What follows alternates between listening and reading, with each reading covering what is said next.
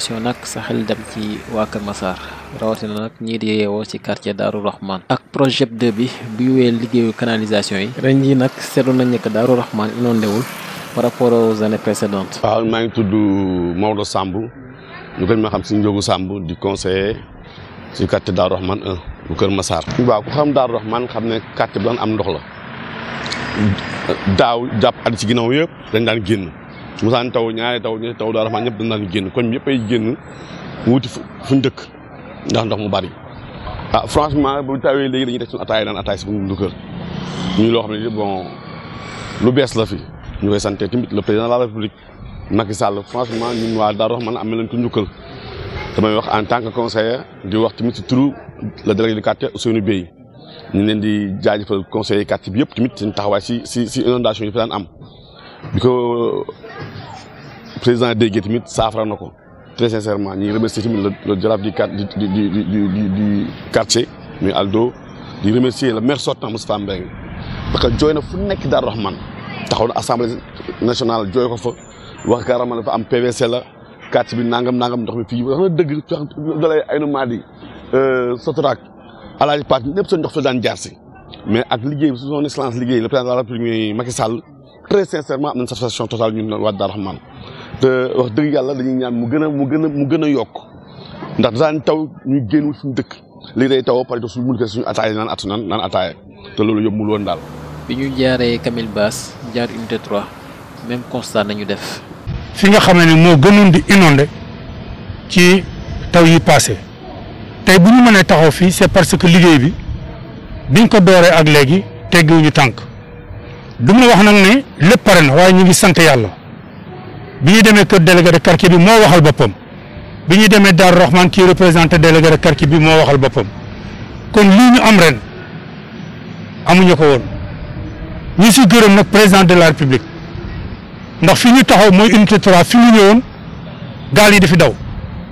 kon tey boo demee Darou Rahman nga dem Sotrac nga dem Alaaji Paate tool yi su jóg foofu yëpp.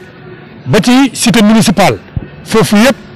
travaux yi daanaka à 90% àgg na defal nañu canalisation pavage ak lampe solaire nit nag bu defee lu baax da nga koy wax man bokk naa si ñi nga xamante ne si bu ñu gisee lu baax au niveau de Kër Massar du ma ci tàggu ma Samba du ma tàggu ma Demba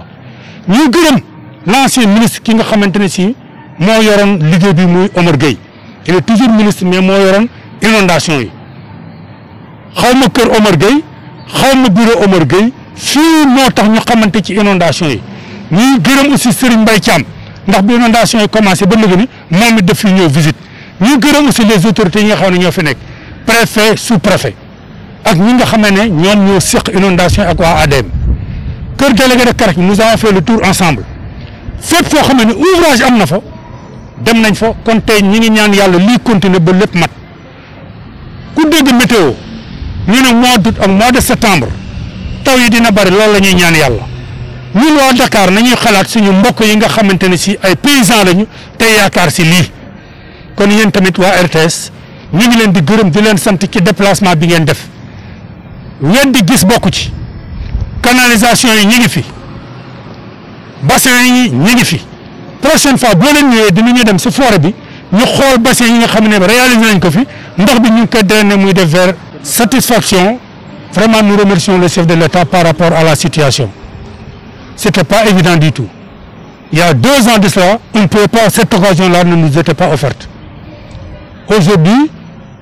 prenons le cas de Unité 3, prenons le cas de Darou Rahman, prenons le cas de Grand Médine, ainsi de suite, ainsi de suite. Vraiment, nous sommes satisfaits par rapport à l'année dernière. Donc, nous ne pouvons que féliciter le préfet, le sous-préfet, le gouverneur de Dakar et M. Omar Gueye. Maintenant, c'est à Serigne Mbaye Thiam qui a pris les responsabilités par rapport à ces inondations. Donc on ne peut que féliciter et nous remercions vivement le président de la République. Par principe,